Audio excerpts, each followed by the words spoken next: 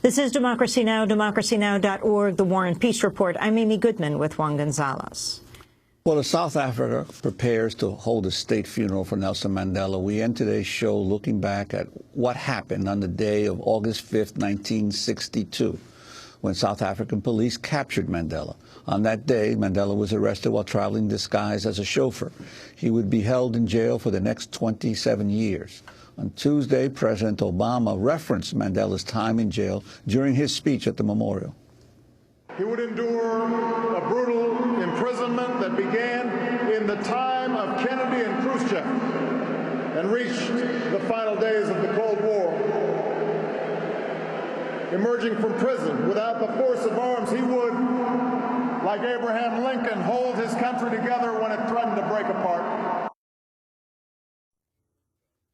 While Obama referenced the Kennedy administration in his memorial, he made no mention of the multiple reports that the CIA under Kennedy tipped off the apartheid South African regime in 1962 about Mandela's whereabouts. In 1990, the Cox News Service quoted a former U.S. official saying that within hours after Mandela's arrest, a senior CIA operative named Paul Eckel admitted the agency's involvement. Eckel was reported as having told the official, quote, "We have turned Mandela over to the South African security branch. We gave them every detail, what he would be wearing, the time of day, just where he would be. They have picked him up. It is one of our greatest coups." Several news outlets have reported the actual source of the tip that led to the arrest of Mandela was a CIA official named Donald Rickard. On Thursday, Democracy Now! Attempted to reach Rickard at his home in Colorado. On 2 occasions, a man who picked up the phone hung up when we asked to speak with Donald Rickard. Last year, Rickard denied the reports in an interview with the Wall Street Journal, but refused to talk about his time in South Africa. Meanwhile, the activist group Roots Action has launched a campaign to urge the CIA to open its files on Mandela in South Africa. We go now to Andrew Coburn.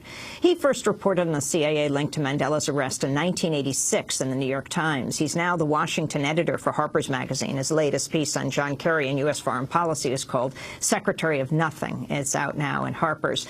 Andrew, welcome back to Democracy Now! Talk about what you found out in the mid-'80s. At this point, Nelson Mandela had been imprisoned for over 20 years. That's right. I found out, or I reported that he'd been, as you mentioned, that he'd been arrested thanks to a tip from the CIA while disguised as a chauffeur. He was actually, what I'd heard at the time was he was actually on his way to meet an undercover CIA, an American diplomat who was actually a CIA official. So it made it rather easy for them to alert the South Africans where to find him. I thought it was particularly interesting to report when I did in 1986, because at that point it was just when the sanctions were being introduced over, voted through by the Congress over President Reagan's veto. So, and I'd noticed that in the sanctions legislation, it said there should be no contact, official contact with the South African military, and so on and so forth, except when intelligence required that, you know, they did have to have contact. So it was ongoing, this unholy relationship which had led to Mandela being arrested and locked up for all those years, continued on through the 60s, through the 70s, through the 80s. Absolutely flourished with for example, the NSA routinely handing over intercepts of the ANC to the South African secret police. This is the National Security Agency that is, of course, the subject of so much global controversy right now. The NSA gathering this intelligence to give to the apartheid regime. That's right. I mean, it was just absolutely routine. And you know, we have this was all. Maybe they would have done it anyway, but it was certainly in the Cold War context. I mean, there was. It's hard to remember now what a sort of lather people got into about, you know, the Soviet threat to the trade routes, and there was a naval base, South African naval base, or there is one at Simonstown near the Cape, and there was, I remember, sort of the right, the defense lobby were continually going on about the terrible threat of the Soviets maybe getting hold of, you know, the Simonstown, seizing vital facilities, and it was an absolute. I mean, people. Not surprised. Well, people have sort of forgotten just how what a Cold War battleground Southern Africa was. Not only did they turn over Mandela, but they had this very close relationship. U.S. military intelligence cooperated very closely with South African military intelligence, giving them information about what was going on, what they were collecting in the rest of Southern Africa. And in fact, the two countries, the CIA and the South Africans, collaborated on, assisting the UNITA in the horrible civil war in Angola that went on for years and years, with thousands of people dying. So, this wasn't just a flash in the pan, the tip-off that led to the, the coordination on the arrest of Mandela. It was absolutely a very deep, very thorough relationship that went on for decades.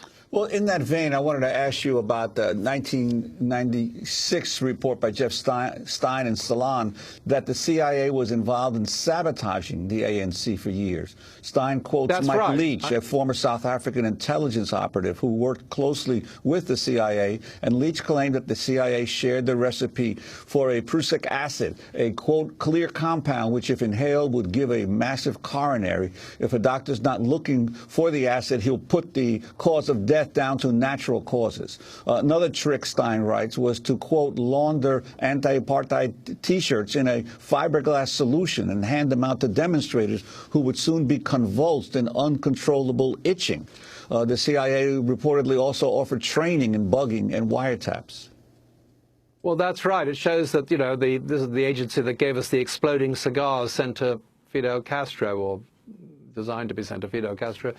These sort of fascination with these rather puerile tricks, went on. And, were considered. I'd never heard any report that they actually did manage to give anyone a coronary or cause them frantic itching, but it was certainly in the scheme. I mean, there was, the CIA, and the other side of it is, of course, the CIA was, meanwhile, spying on the South Africans, and, had very good report on the, for instance, the South African nuclear program, and the collaboration, the very active collaboration of the Israelis in that program, which they fed back to Washington. And, of course, nothing was ever done about it. So, they knew perfectly well what was going on, but no action was ever taken. Andrew Coburn, you write in your 1986 piece that the clause in the new law, the comprehensive anti-sanctions, the comprehensive anti-apartheid, sanctions bill that was introduced by Ron Dellums, the clause in it exempted intelligence cooperation from sanctions. That's very important.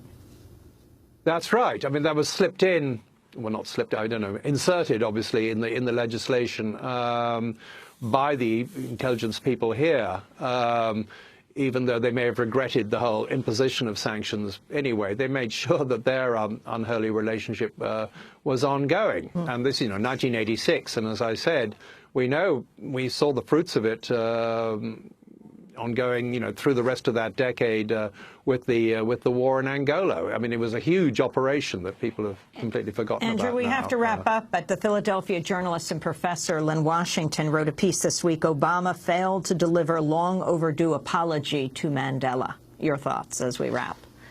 Well, I think, he did, certainly, and it would be nice if, there was some acknowledgement of just how, of the relationship that helped sustain apartheid for all those years. I mean, I don't think it would have, existed and survived with such force, let alone keeping, sending Mandela to jail, if it hadn't had such thoroughgoing support from this end, from here in Washington. Well, Andrew Coburn, I want to thank you for being with us. And, of course, President Obama has continually talked about the inspiration Nelson Mandela was in his own life and activism. Andrew Coburn, Washington editor for Harper's Magazine, in 1986 wrote a piece about the CIA's involvement in the capture of Nelson Mandela. His latest piece on John Kerry and U.S. foreign policy, which we hope to talk to you about at a future time, Secretary of Nothing. It's out now in Harper's. That does it for the show. Democracy Now! Is produced by Mike Burke, Renee Feltz, Aramate Nerman Sheikh, Steve Martinez, Sam Akov, Hani Masuda, Abby Karen, I'm Amy Goodman with Juan Gonzalez. Thanks so much for joining us. I'm Amy Goodman. Thanks so much for watching this report from Democracy Now!, your daily, independent, global, grassroots news hour. We don't accept advertising or corporate funding, but rather rely on donations from viewers like you. Please make your contribution by visiting democracynow.org today.